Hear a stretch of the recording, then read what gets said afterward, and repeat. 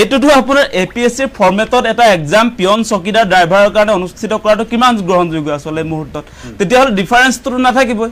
এতিয়া DC SP এইবিলাকৰ লগত আপোনাৰ ড্ৰাইভাৰ বা আপোনাৰ পিয়ন বিলাকৰ কোনো ডিফাৰেন্সে নাথাকিব তেওঁলোক সমপৰ্যায়ৰ চাকৰিয়াল মানে তেওঁলোকৰ যেহেতু আপোনাৰ পৰীক্ষাৰ পদ্ধতিটো সমান ৰেংকৰ গতিকে এই মুহূৰ্তত আসলে ডিসিএ আপোনাৰ ড্ৰাইভাৰ সমান ৰেংকৰ এতিয়া আপোনাৰ দুমাহৰ পাছত পৰীক্ষা অনুষ্ঠিত হ'ব এতিয়াহে আপুনি খাৰ পালে আগতে ষ্টুডেন্ট বিলাকক কিয় নকলে আপুনি যেতিয়া এপ্লাই কৰা হৈছিল এই গাইডলাইন কোড গল আপোনাৰ তেতিয়া গাইডলাইনটো নিতে এতিয়া আমাৰ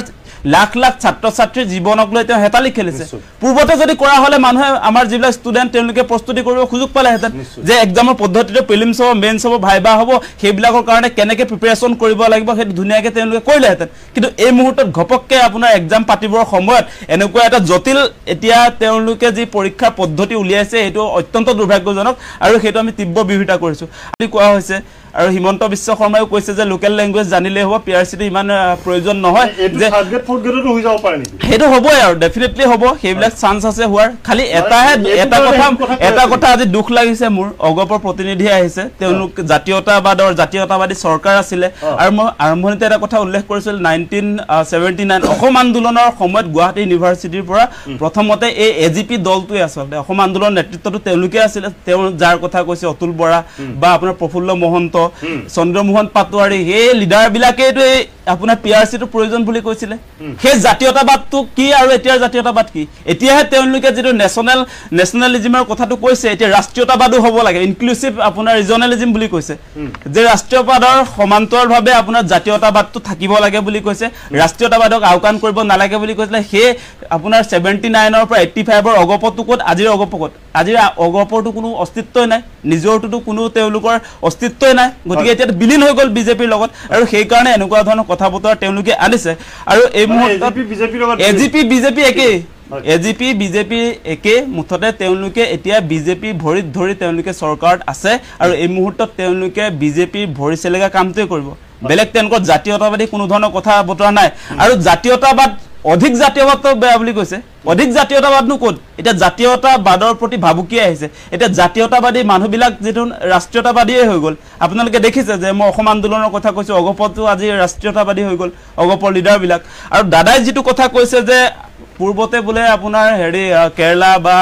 আউট ষ্টেট বিলাকৰ পৰা অসমলৈ আপোনাৰ পঢ়া বোলে আমাৰ প্ৰফেসৰ বিলাক আহিছিল ডেফিনেটলি আহিছিল যে 1947 ত যেতিয়া স্বাধীনতা হয় স্বাধীনতাৰ পাছত বহুত বেলেগ ৰাজ্যৰ পৰা আমাৰ ইয়াত শিক্ষানুষ্ঠান বিলাকত তেওঁলোকক তাত সময় দিয়া হৈছিল চাকৰি বিলাকৰ ক্ষেত্ৰত সেই সময়ত আসলতে মানুহ নাছিলে আমাৰ আসলতে শিক্ষিত আপোনাৰ লোকৰ সংখ্যা কম আছিল ডেফিনেটলি সেই সময়ত লাগিব আৰু 1979 অসম আন্দোলনৰ সময়ত সেই আপোনাৰ পিআৰসি যেটা ইন্ট্ৰোডিউস কৰা হৈছিল যে আমাৰ শিক্ষিতৰ হাৰ বাঢ়ি গৈছিল যথেষ্ট পৰিমাণৰ শিক্ষিতৰ হাৰ বাঢ়ি যোৱাৰ ফলস্বৰূপে আমাৰ কলেজ ইউনিভাৰ্চিটি বিলাকত আমাৰ ইয়াৰ স্থায়ী বাসিন্দাসকলে পঢ়াবৰ কাৰণে আসলে টিচাৰো যথেষ্ট হৈ গৈছিল গতিকে সেই সময়ৰ পৰা আমি আসলে পিআৰসিৰ প্ৰয়োজন অনুভৱ কৰিছিল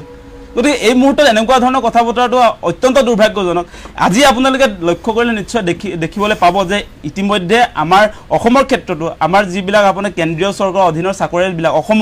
অসমত আপোনাৰ বহিৰাগত মানুহবিলাকে দবদপাই আছে অসমত আজি ডিজিপি জন কোন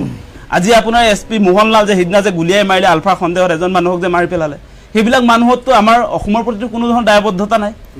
আছে নেকি কেনে কোনো দায়বদ্ধতা নাই আগতে আনন্দ মিশ্ৰ বোলাটোতো একো দায়বদ্ধতা নাই তেওঁক আমাৰ মানুহে সুপাৰ কপ কিবা কিবি কথা কয় কিন্তু সেই মানুহজন ৰেসপন্সিবল নহয় মানুহে নিজৰ প্ৰাপ্য অধিকাৰৰ কাৰণে যেতিয়া প্ৰতিবাদ কৰে তেওঁ ক্লাছ দিয়ে তেওঁহে মানে আপোনাৰ এনেকুৱা ধৰণৰ আইপিএস অফিচাৰ মই জীৱনত কেতিয়াও দেখা নাই আপোনাৰ গণতান্ত্ৰিকভাৱে প্ৰতিবাদ কৰা মানুহক তেওঁ আসলে ক্লাছ দিয়ে লেসন দিয়ে তেওঁ কোন আসলে তেওঁ ল এণ্ড অৰ্ডাৰ সিচুৱেশনটো আপোনাৰ হেৰি কৰিবৰ কাৰণেহে টেকেল কৰিবৰ কাৰণেহে এতিয়া তেওঁহে আপোনাৰ ক্লাছ দিয়ে পঢ়ুৱাই মানে যে প্ৰতিবাদ কৰিলে একো নাপায় সেই কথা বতৰাবিলাক কি প্ৰমাণ কৰে যে বহিৰাগতৰ দবদপনি চলিছে আমাৰ মানুহে এতিয়া আপোনালোকে নিশ্চয় জানে তেওঁ কথাটো এই কাৰণে উল্লেখ কৰিছো অসম ছাত্ৰ সন্থাৰ এজন আপোনাৰ নগাঁও জিলাৰ সম্পাদক আছিল কীৰ্তিকমল বৰাকটো তেওঁ গুলিয়াই দিলে এনে আপোনাৰ ড্ৰাগছৰ সৰবৰাহকাৰী সন্দেহ কৰি কেৱল সন্দেহৰ ভিত্তিত তেওঁ গুলিয়াই মাৰিলে এজন মানুহক গতিকে এনেকুৱা ধৰণৰ এতিয়া ভাবুকি আহিছে অসমত অসমত আপোনাৰ অসমৰ যিবিলাক আপোনাৰ ডাঙৰ ডাঙৰ চাকৰি আছে সেই চাকৰিবিলাকৰ ক্ষেত্ৰত বহিৰাগত দপদপনি আহিছে এতিয়া আপোনালোকে নিশ্চয় লক্ষ্য কৰিছে শেহতীয়াকৈ আপোনাৰ এই সৰু সৰু চাকৰিবিলাকত 3rd গ্ৰেড 4th গ্ৰেডতো আপোনাৰ এই বহিৰাগত মানুহবিলাকক ইয়াত আনিব খুজিছে মানে অসমীয়াৰ হাতৰ পৰা আনিব বিচাৰে ডেফিনেটলি ইয়াৰ বিৰুদ্ধে সকলো ঐক্যবদ্ধ হ'ব লাগে ইয়াত আলটু ফালটু কথা কৈ লাভ নাই অসমীয়াৰ অস্তিত্ব বিপন্ন হৈছে এই মুহূৰ্তত বহিৰাগতক ৰঙা দলিচা পাৰি অসমৰ যিবিলাক আসলে চৰকাৰী চাকৰি অসম চৰকাৰৰ অধীনৰ চাকৰিবিলাক তেওঁলোকক দি দিব খুজিছে গতিকে ইয়াৰ বিৰুদ্ধে সকলোৱে সৰব হোৱাৰ প্ৰয়োজন